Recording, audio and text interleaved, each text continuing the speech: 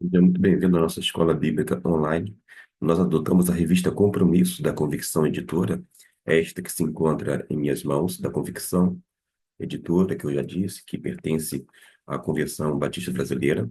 Nós estamos na lição de número 10, já fizemos um vídeo anterior sobre a introdução, que vai falar sobre aspectos positivos e negativos de Acasias a Uzias, e agora a gente vai nos deter mais na revista propriamente dito. Vamos observar que o tema é o reino de Judá, ou do sul ainda. Estamos falando sobre Jerusalém, que é justamente a capital. E quando a gente avalia Decasias a Uzias, a gente vai observar que tem algumas coisas importantes para assimilarmos e colocarmos, portanto, em prática. Vamos fazer a leitura e aquilo que a gente julgar necessário, a gente tece algum comentário.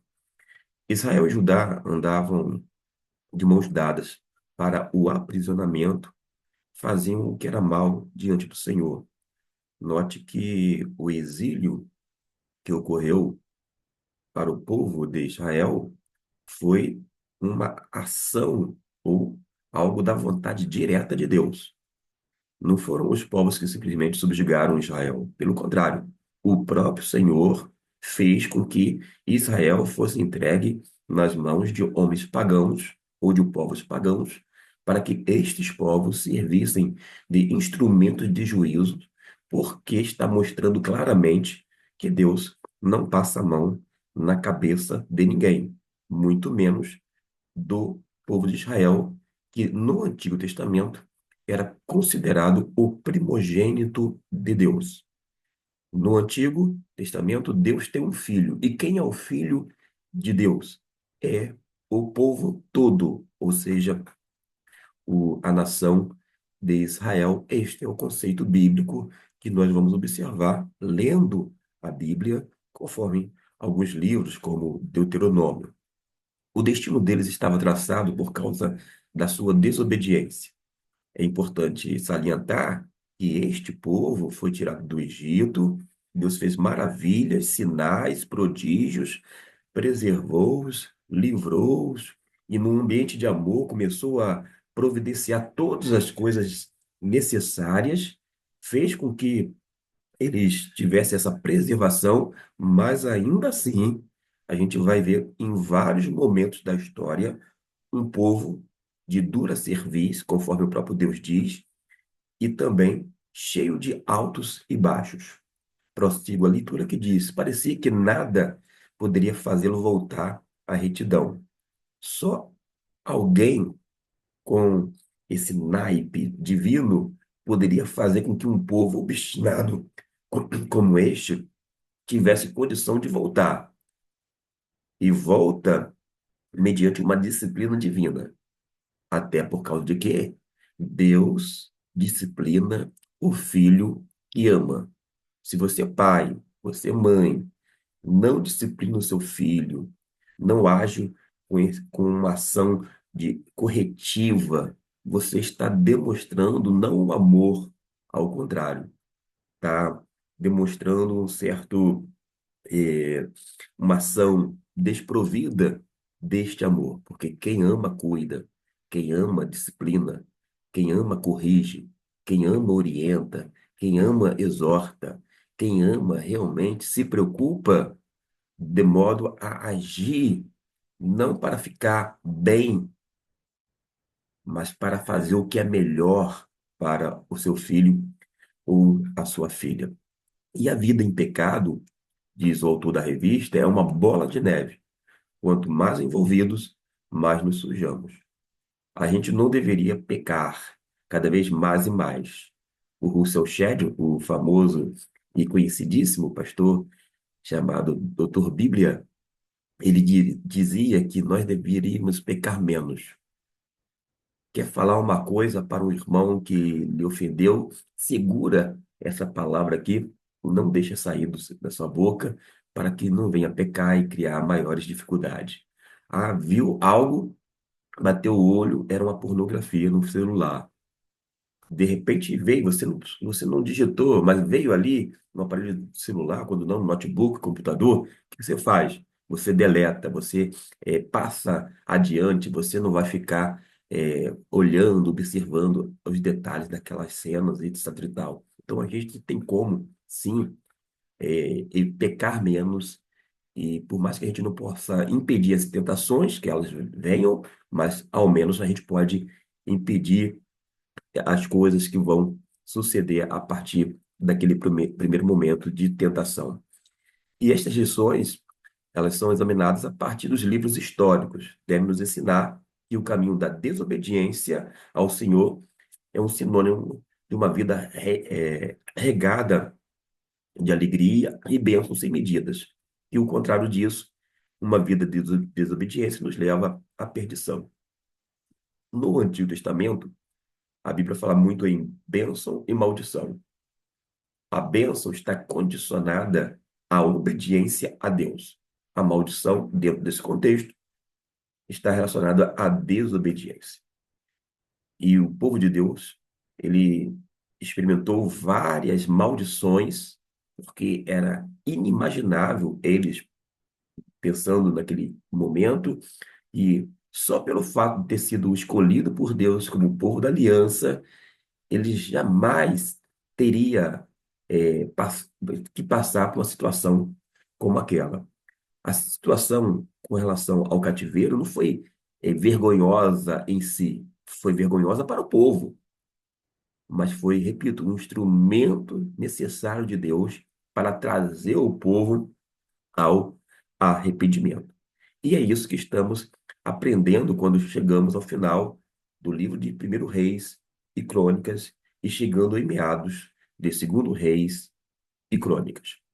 Só que, já que eu mencionei aqui, conforme a leitura, Primeiro Reis, você que é professor de escola bíblica dominical, a gente não fala Primeira Reis, porque não é a primeira carta. A gente faz o jogo de concordância, é uma questão de português. Mas como nós falamos português, é a nossa língua nativa, a vernácula, eis aqui uma dica. É só você imaginar o seguinte: primeiro livro de Reis, você faz a concordância. Logo você lê Primeiro Reis. Da mesma forma, você não diz Primeira Crônicas. Se é um livro, você vai mencionar Primeiro Crônicas. E assim por diante. O mesmo acontece com Samuel. Samuel não é uma carta, aquele teor, é um livro. E você vai ter que fazer a concordância do masculino. Primeiro, Crônica, primeiro Samuel. Segundo, Samuel. Tá bom? Fica essa dica para a gente evitar de passar essas informações, até mesmo na nossa língua, imprecisa. Não é a primeira carta, não é segundo Crônicas, não é primeira Samuel, é primeiro, numa referência a livro. Tá ok? Deixando essa dica de português, eu sei que vai fazer bem para você e vai evitar de propalar erros. Agora a gente vai iniciar no nosso primeiro tópico da lição de hoje. Vejamos o que nos diz a palavra de Deus. Nos diz assim: usurpar o lugar do outro é sinônimo de derrota. E o texto bíblico nós estamos tendo a projeção dele na revista que foi colocada em PDF, e a gente pode começar com a leitura e tecer alguns comentários. Acasias era filho de Jeorão e assumiu o seu lugar no reino de Judá.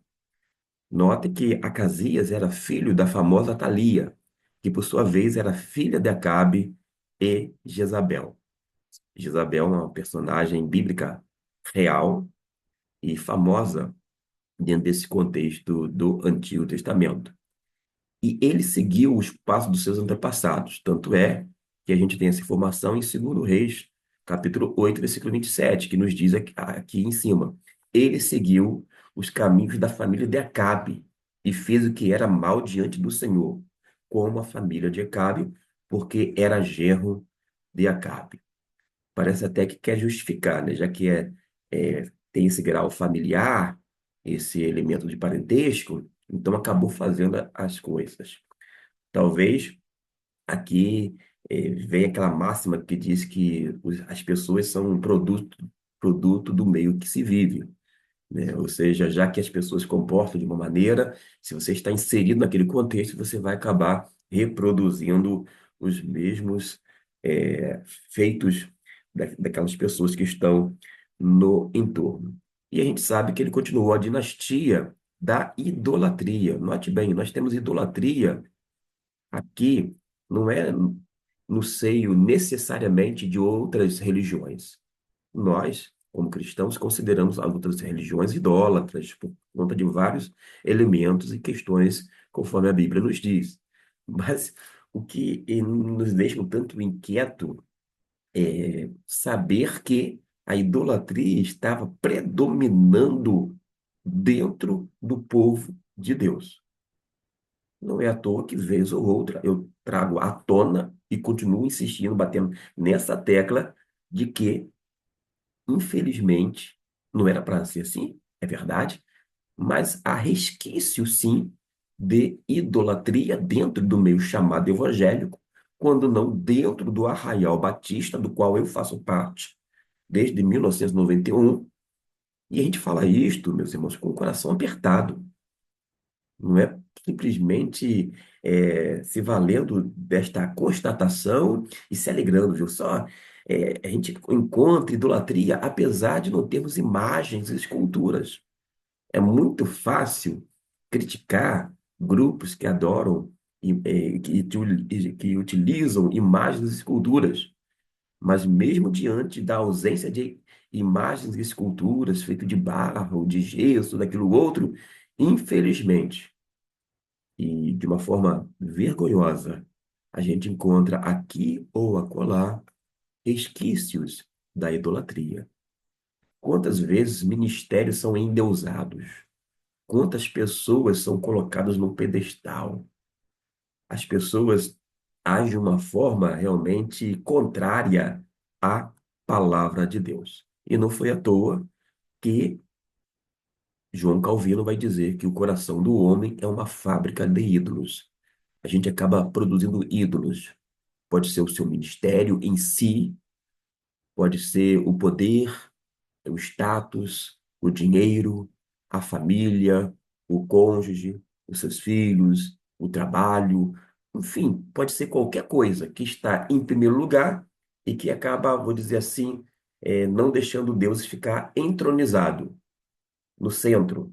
Deus não está entronizado, porque você deixou Deus de lado e colocou algo dentro do seu coração. Aqui diz que ele continuou a dinastia da idolatria, adorou outros deuses. Alguém pode dizer assim: eu não adoro outros deuses, apesar de você, Gustavo, falar agora há pouco que há e pode haver sim resquícios de idolatrias nos nossos corações.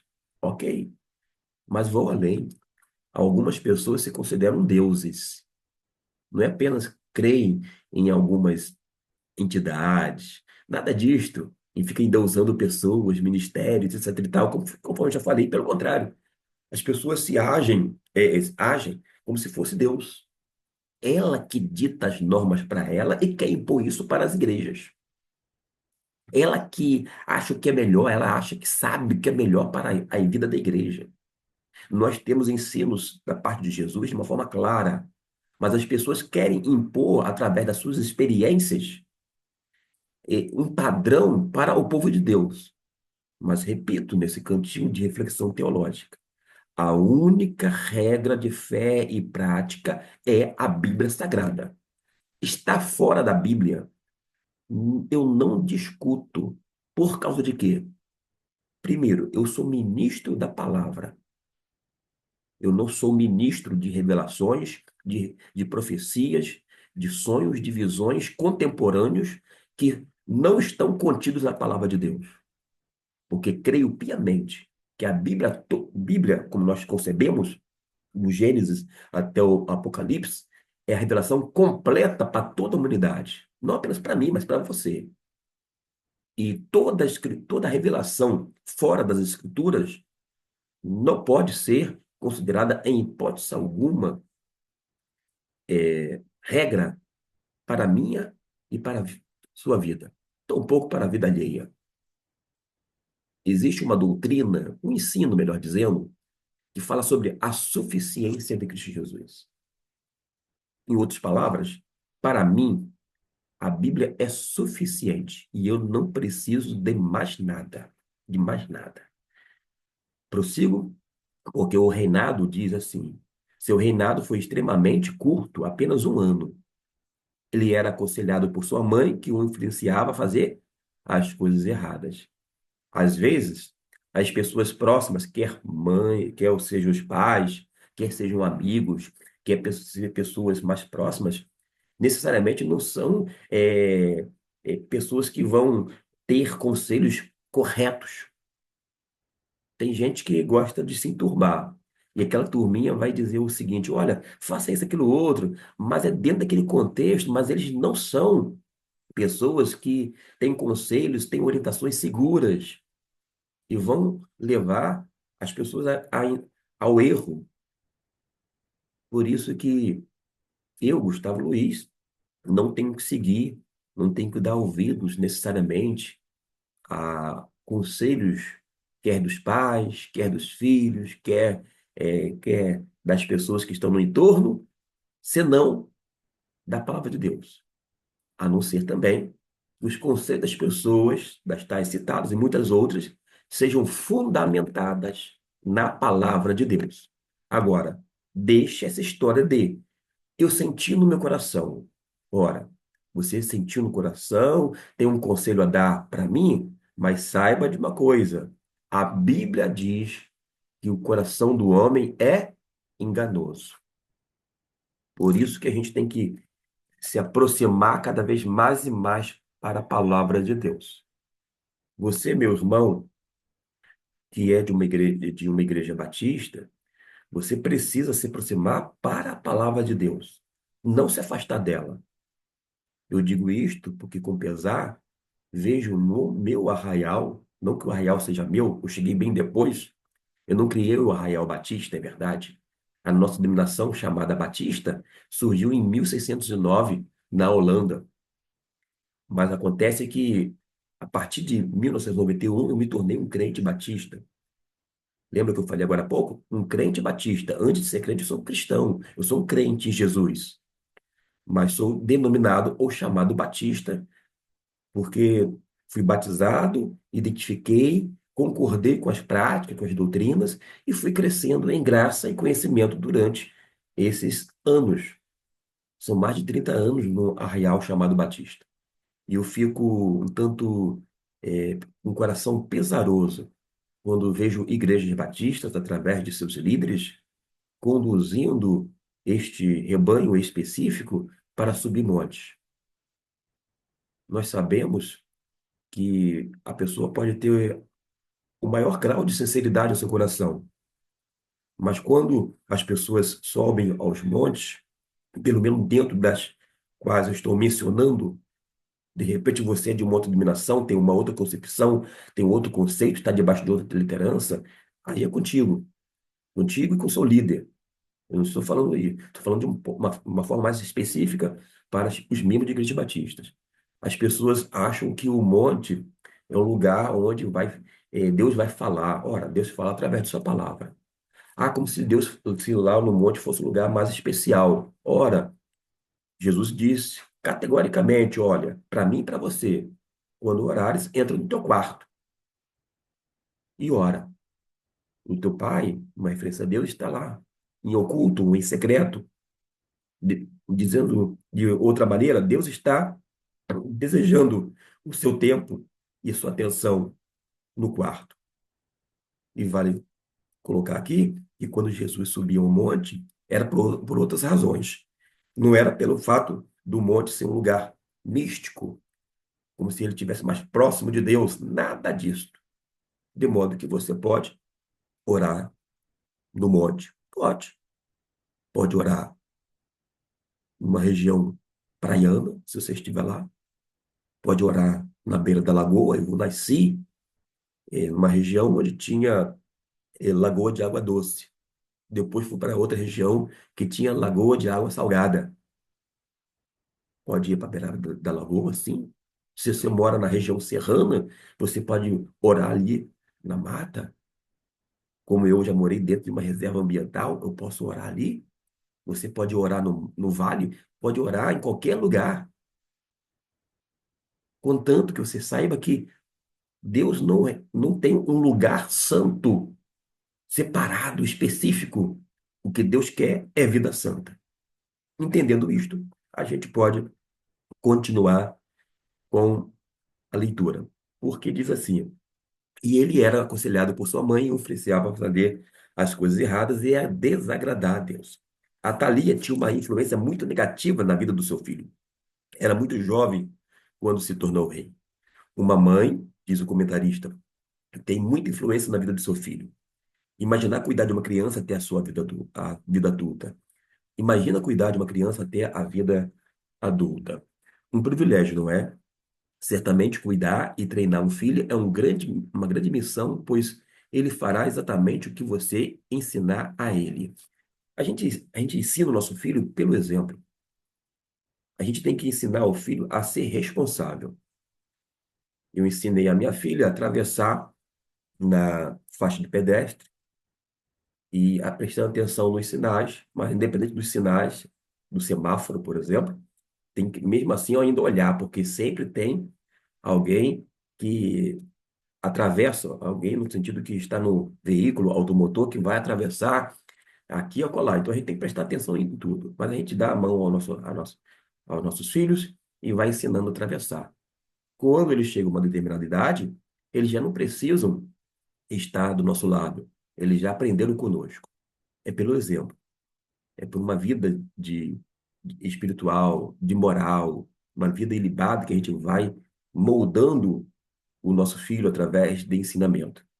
Eu gosto de analisar a vida da mãe de John Wesley e do o Carlos Wesley, que foi um grande compositor, milhares e milhares de músicas. Ela tinha a percepção muito clara de que, na época, a missão dela era ser mãe. Hoje, embora seja pastor, a minha missão principal é ser marido, é ser pai. Em primeiro lugar, a questão do pastorado é consequência de quem eu sou. E meu nome é Gustavo Luiz. PR, PR na frente é mais do que um título. É parte de um ministério recebido da parte de Deus, o qual eu recebo com temor e tremor. Mas, antes de tudo, eu tenho que dar o exemplo, e isto não requer, em hipótese alguma, perfeição da minha parte. Diz assim: saiba que eles serão como você. E você, filho? Aproveite para aprender com seus pais que servem ao Senhor, sejam obedientes a eles e sigam suas orientações. Deus permitiu que Acasias, para sua ruína, visitasse Jorão, pois no caminho iria encontrar com Jeú, homem que Deus levantou para punir a casa de Acabe, e em Samaria Acasias foi morto e enterrado pelos próprios servos. Jeú, que era filho de Josafá, mata Jorão e Acasias. O apóstolo Paulo, em sua epístola aos Gálatas, diz que não se zomba de Deus. E o profeta Ezequiel diz que a alma que pecar morrerá. Que vida você tem levado diante de Deus? Uma vida de pecado traz muitas consequências para a sua vida. Não pense que é possível zombar de Deus e ficar impune.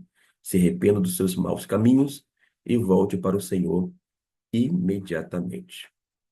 Uma coisa que eu tenho observado ao longo dos anos é que houve muita mudança nas igrejas evangélicas e também nas igrejas batistas.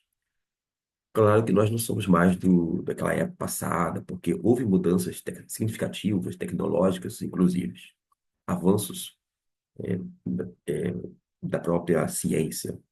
Mas acontece que a gente precisa conceber a ideia de que o que Deus está requerendo do seu povo não é, primeiramente, criatividade.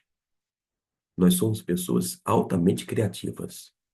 Inventamos um monte de coisas e introduzimos nossos cultos nas nossas vidas, nas nossas igrejas. enchemos a nossa agenda com uma bagatela de atividades, num ritmo alucinado, a ponto de, às vezes, a gente ficar sufocado, não ter um momento para a vida chamada devocional, ou a sós com Deus.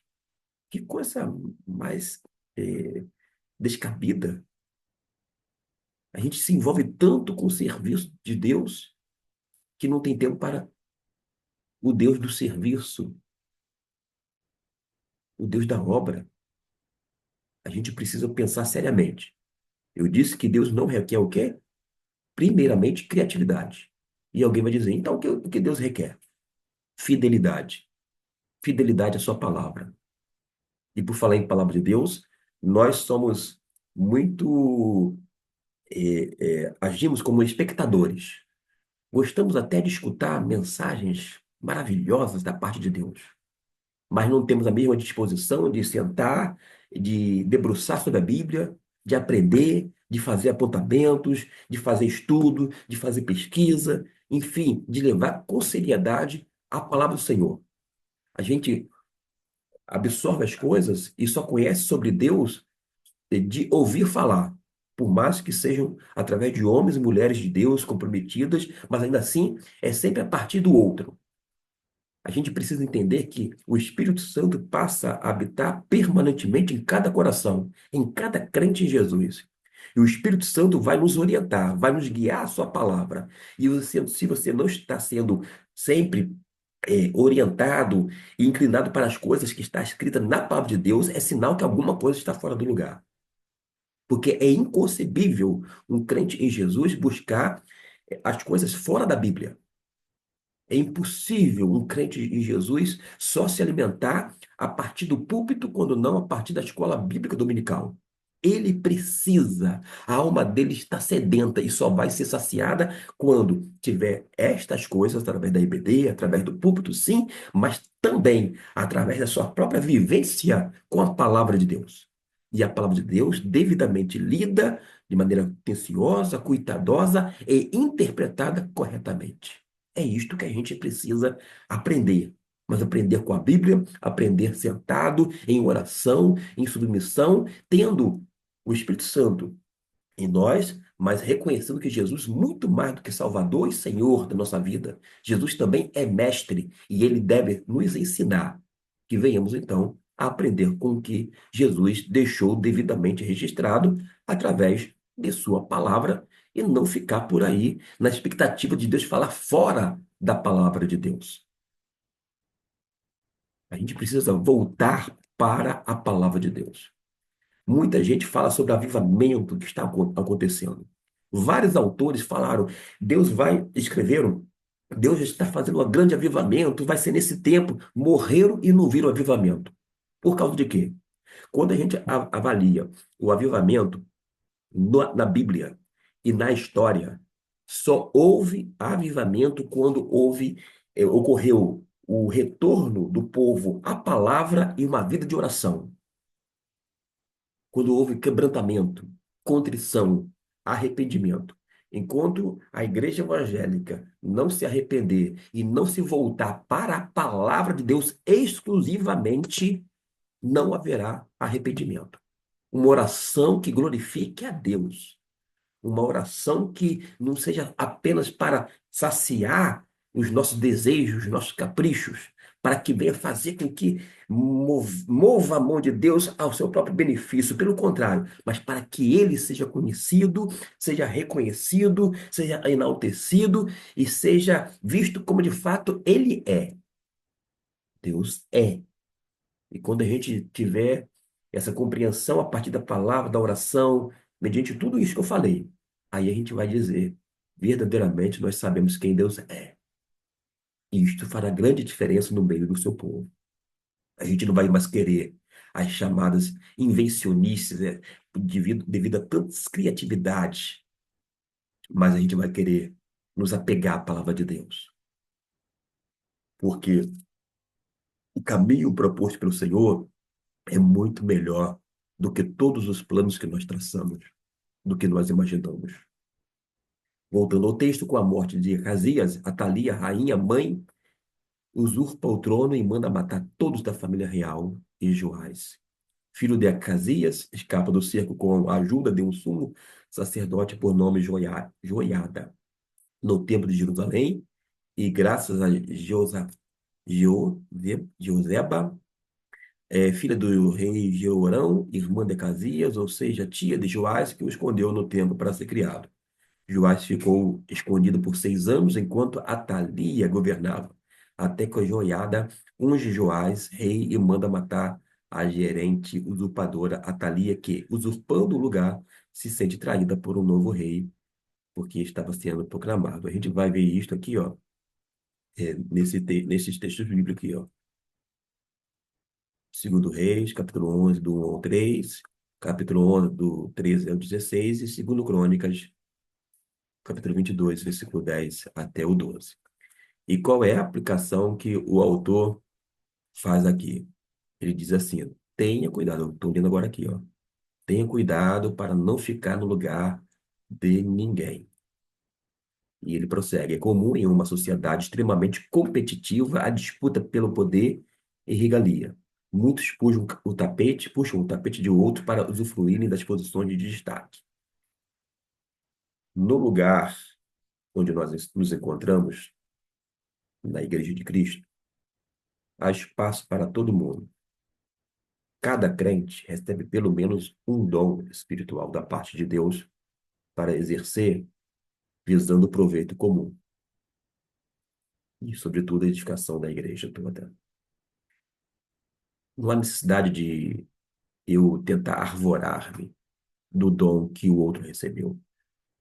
Eu tenho que ser grato pelo dom que Deus me deu e exercer, desenvolver esse dom da melhor forma possível. E eu sou responsável pelo dom que o Senhor me deu, não pelo dom que Deus deu aos outros.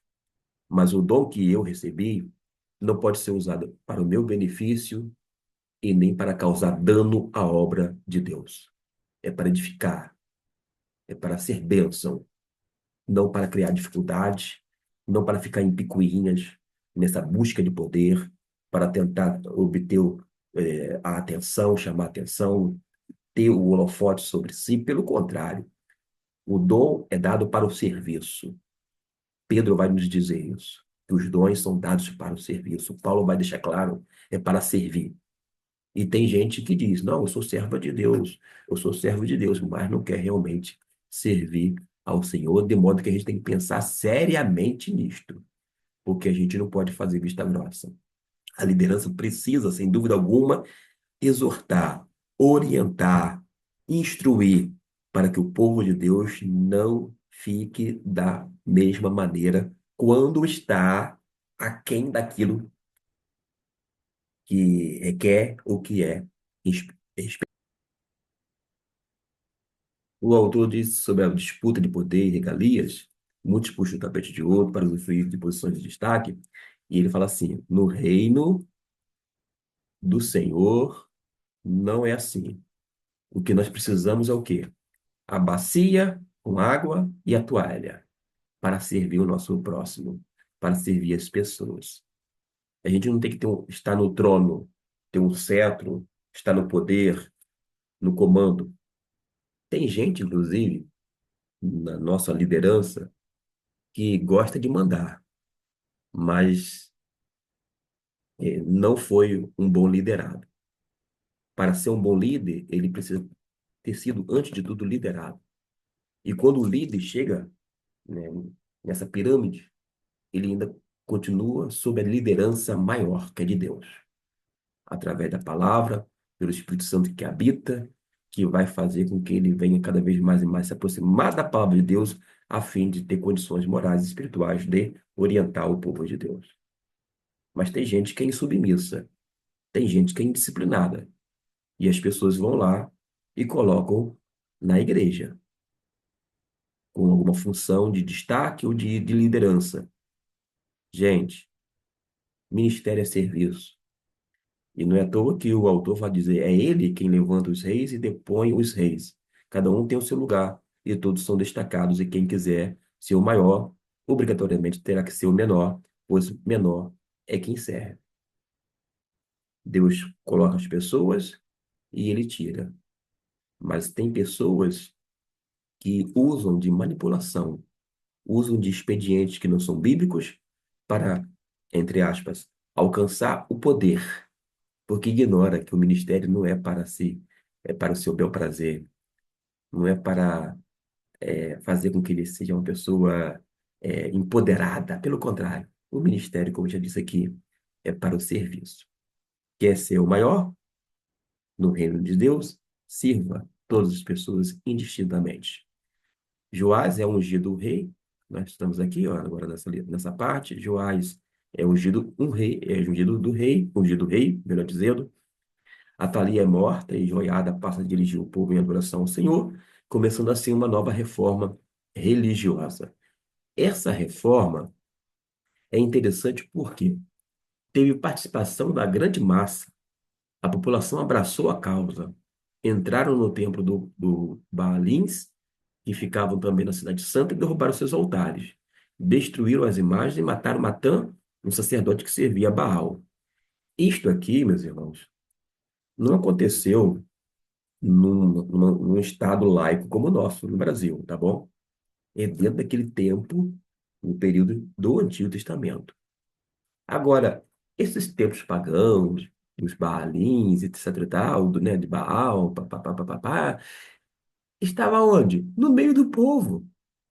Eles não destruíram os altares em outros países, em outras nações pagãs. Eles destruíram, que tristeza, né? Que vergonha. Esses templos dentro do próprio território, porque eles eram idólatras, porque eles estavam cultuando outros deuses, e não ao Deus da aliança, o Deus verdadeiro, o Deus vivo. Que coisa, né? No reinado de Joás, uma coisa muito importante foi feita. Como já foi dito, a reforma do templo de Jerusalém, que estava em ruínas. Note que havia altares pagãos. Em contrapartida, o templo estava em ruínas. Joás era reto diante do Senhor, contava com a ajuda de Joiada, mas apesar da reforma que fez e da paz que reinava, no seu reinado não foram tirados os altos e o povo ainda sacrificava e queimava incenso nesses lugares. Tem gente que faz tudo, faz pela metade. Para fazer uma reforma, digamos, completa, requer muito mais do que coragem, direção de Deus. Tem que ter muito mais do que isso. Tem que ter brilho, tem que ter uma determinação. Hoje em dia não é diferente.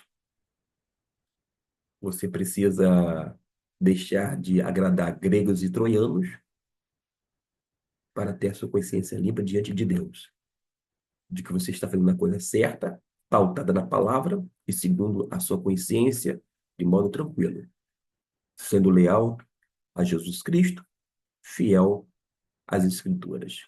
O texto nos diz que depois de reinar por 4 décadas em Jerusalém, Joás é assassinado na casa de Milo, conforme o texto de 2 Reis, capítulo de número 12. Existem essas questões, né? E era comum no período medieval, mas, na verdade, em todos os períodos da história, a gente vai observar que as pessoas, pelo poder, faz de tudo. Mata, os parentes, as pessoas próximas, só para alcançar, galgar o poder. Com relação a este personagem que nós temos, que é justamente o Joás, ele não fez tudo o que era para ser feito, mas fez muita coisa. Isso deixa a gente mais tranquilo? Tá bom, eu não fiz tudo o que era preciso, mas fiz muita coisa. Mas a gente tem que fazer o que é realmente urgente, necessário, o que é preciso. Às vezes a gente faz muita coisa que não tem relevância. A gente tem que fazer as coisas que são essenciais, as coisas que são realmente importantes. Porque você pode, às vezes, gastar tempo e energia fazendo um monte de coisas nas igrejas, nas quais vocês estão inseridos, e até mesmo tendo esse desejo de fazer em prol do reino, mas está fazendo muita coisa que não é importante, que não é relevante. Faça as coisas que são prioridades. Quando a gente vai para um atendimento numa unidade de saúde, até mesmo no pronto-socorro, você recebe aquela fitinha de acordo com a cor, indicando, né, quem vai ser primeiro atendido. Existem pessoas com maior gravidade do que você. Quando a gente vai para uma unidade médica, a gente sempre acha que o nosso caso é o pior. E a gente quer ser atendido imediatamente. Até que alguém tem uma fitinha com uma cor bem diferente da nossa e que vai à frente. Ah, mas ele entrou na minha frente porque ele precisa entrar na frente. O caso dele é mais grave. Você pode esperar um pouquinho aí. Não tem omissão de socorro, mas é estabelecer prioridades. Da mesma forma, a gente tem que parar com esse negócio de fazer um monte de coisas e aquelas coisas realmente necessárias que o Senhor próprio determinou. Quando fala o Senhor, é uma referência a Deus. A gente acaba deixando de fazer. Porque a igreja acabou inventando um monte de coisas. Um monte de coisas mesmo. E a gente às vezes está o quê? Esgotado. E não tem tempo nem para o Senhor. Tanto para a palavra de Deus, não tem tempo, e não tem tempo para o Senhor da palavra. Não tem tempo para a família. Não tem tempo para realmente descansar e de renovar as nossas energias. Vamos lá. Os desafios são grandes no ministério. Muitas vezes enfrentamos um ambiente hostil que precisa de uma boa reforma. Muitos dizem que reformar é mais trabalhoso do que construir, porém, é preciso, nessa empreitada, reformar e precisamos ser sábios e entender que não fazemos nada sozinhos.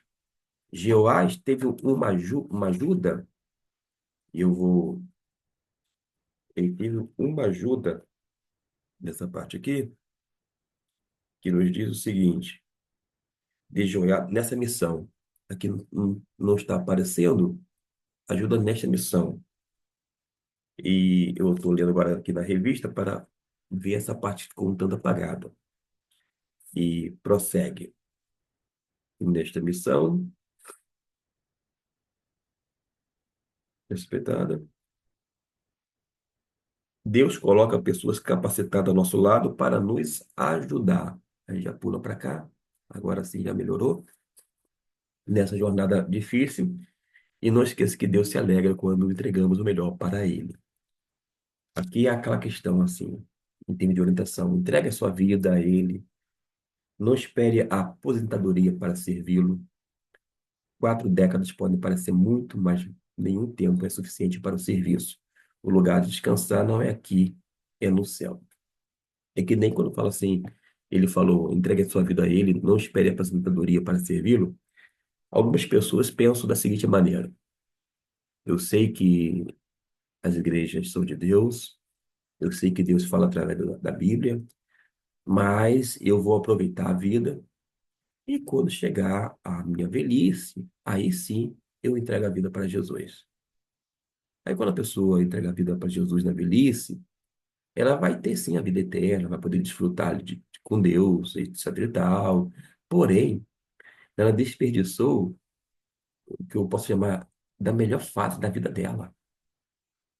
E não é somente a infância, esse período da infância, adolescência, a juventude, a vida adulta, e por isso que a gente precisa pensar seriamente nisto, de aproveitar da melhor maneira com quem? Com Cristo, tendo-o como Senhor da nossa vida e neste sentido, e no bom sentido da palavra, se gastando e se desgastando pelo Senhor, para as pessoas, fazendo o melhor, aproveitando todo o nosso vigor, toda a nossa juventude, todo o nosso potencial e desempenhando. Mas se você aceitou Jesus nessa essa terceira idade, como é chamada, você pode ainda servir ao Senhor, ser muito útil ao reino de Deus, às igrejas, mas convenhamos, aquele pessoal todinho que fez a obra de Deus durante esse período tão grande, o quanto que teve de contribuição, não é verdade? E nós recebemos legados das pessoas que vieram antes de nós e deixaram aí um monte de exemplos a serem seguidos. O lugar de descansar não é aqui, é no céu, ok. Deixando a marca de valor.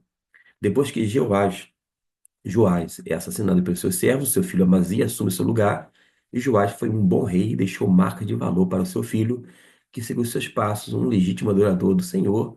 Uma coisa contra o seu reinado é que, assim como os reis anteriores, não destruiu os altos e o povo ainda fazia o sacrifício e queimava. Parece que a história se repete.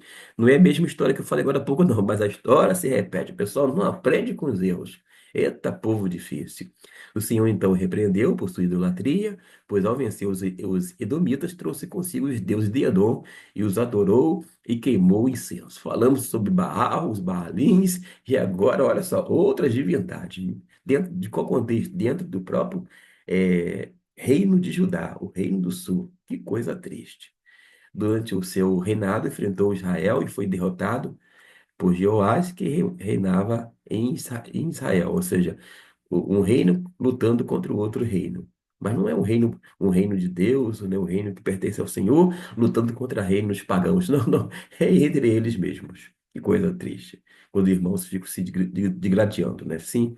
E com a derrota, os tesouros do lugar santo foram roubados. E Amazias se encheu de orgulho e soberba por ter vencido os edomitas, mas ao enfrentar Jeoás foi preso e depois deixou de seguir o Senhor e foi extremamente soberbo ao pensar que venceu por suas forças e Deus o entregou nas mãos dos seus inimigos por terem adorado outros deuses. Na, naquela parte, na introdução, no vídeo anterior, eu, eu fico elencando os pontos positivos e negativos de Jeoás também, tá? De uma forma mais completa, digamos assim, embora e resumidamente. E quando abandonamos o Senhor, somos entregues à nossa própria sorte. O juízo é iminente e a causa é perdida. O juízo pode ser iminente, sim, mas nem sempre. É que Deus dá várias oportunidades para a pessoa se arrepender, mas de alguma forma, ou de qualquer forma, melhor dizendo, vai ser cobrado. Porque a pessoa é livre em Cristo Jesus e ela vai naturalmente ser responsável pelos seus atos, e a gente sabe que com Deus não se brinca. Não há nada em nós que garanta a vitória. A causa dele é causa dele e somos apenas instrumentos em suas poderosas mãos, e quando deixamos isso de lado, não há razão para viver, pois o viver é Cristo e o morrer é lucro, e o morrer só é lucro para aqueles que o viver for Cristo. Azarias, filho de Amazias, começou a reinar em Judá, ainda era um adolescente, agora já é outro personagem, e quando começou a reinar e teve um dos reinados mais longos, mais de 5 décadas, ele reinou em Judá. Ele fez tudo, ufa, o que era bom como seu pai. Porém, aí você já fica, meu Deus, o que que ele fez? Não tirou os altos e o povo permaneceu sacrificando e queimando incenso. Essa iniciativa de tirar os altos deveria partir do rei, porque o povo segue o rei. Naquele período, ninguém ia se levantar contra o rei e ficar impune. Pelo contrário, o negócio era sério, mesmo dentro do povo de Deus. Então, o rei fez pela metade, não fez uma obra completa. E Azarias é o nome dado para Uzias no livro de Reis. Em Crônicas, ele aparece como Uzias, um homem valente, poderoso, sagaz, porém arrogante demais.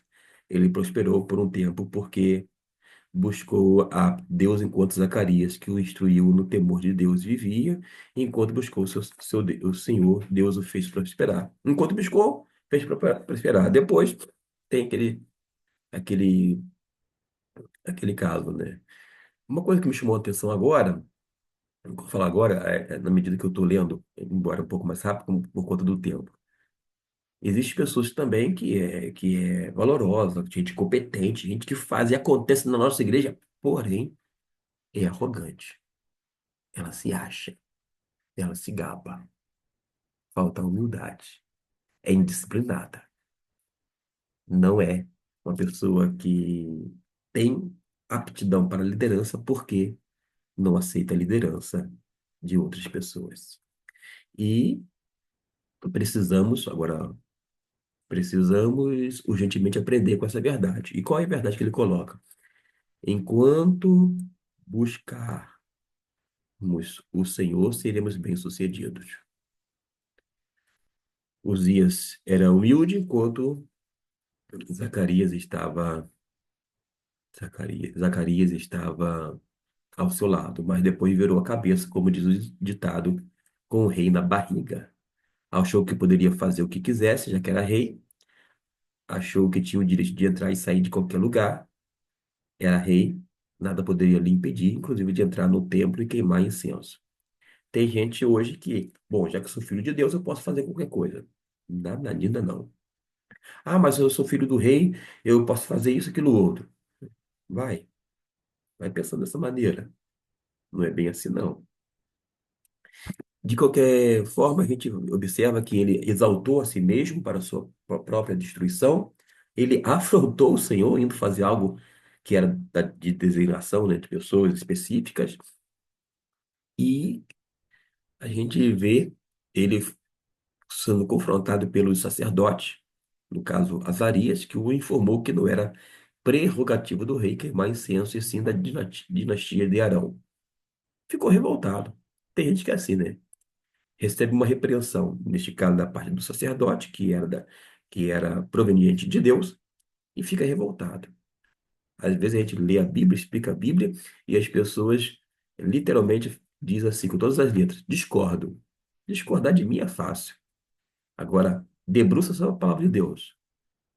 Diz para Deus que, Deus, eu discordo do Senhor. É muito fácil que discorda de A ou B.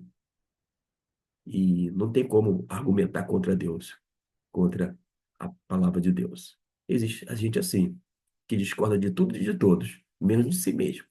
E esquece que o coração é enganoso. E esquece que Deus colocou homens e mulheres para é, estar na frente de lideranças. E se existem líderes, requer liderados. Mas tem pessoas que, como eu disse agora há pouco, elas não são ovelhas, ovelhas, elas são do rebanho. Elas agem de uma forma completamente diferente. Revoltado, ele enfrentou homens santos de Deus e foi o quê? Acometido de lepra e morreu. A conclusão eu vou deixar aqui para vocês lerem em casa. Eu não vou fazer a leitura, você pode dar uma pausa daqui a pouquinho, não ficou muito bem, ficou um tanto apagado, peço até desculpas pela projeção um tanto ruim, mas fiquemos por aqui. Deus abençoe e até a nossa próxima lição.